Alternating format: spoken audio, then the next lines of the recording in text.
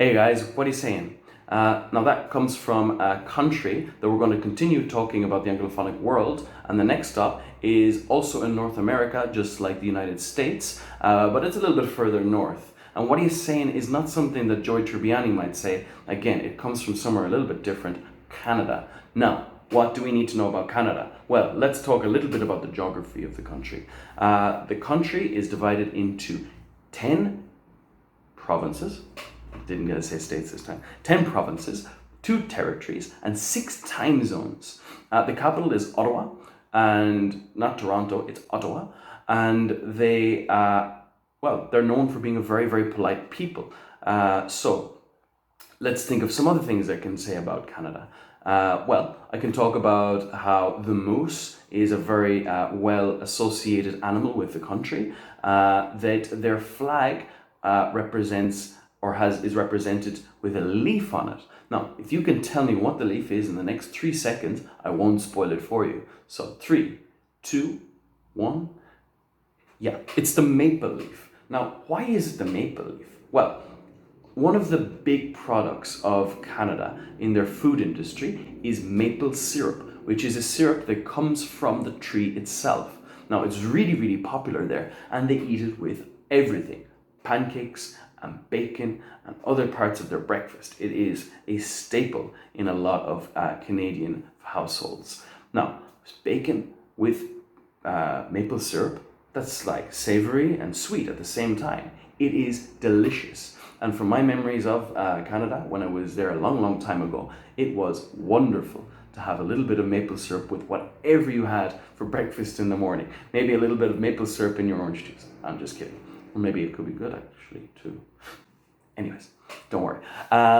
Let's see. The next thing I want to say is that they do have a good food industry. Or a food culture. There we go. They have a lovely food culture. And with the maple syrup and bacon and the maple syrup and pancakes that you guys might be familiar with, they also have a more savory dish, which is poutine. This is French fries covered in curdled cheese, like a soft cheese, and squeaky soft cheese, and also covered over with gravy. And it is delicious. It is so good that it has actually traveled around the world and is a common, let's say, post night out food for quite a lot of people in the UK or in Australia or in Ireland or in America as well. So what else can we talk about in Canada? Well, they say lots of interesting things. They've got a different way of saying things, okay? So if something's funny or something is like ridiculous, they go, "Ah, that's jokes." So I saw a newfie riding a moose the other day. "Oh, that's jokes." Right? That means something, "Oh man, that's crazy, that's hilarious, that's super funny."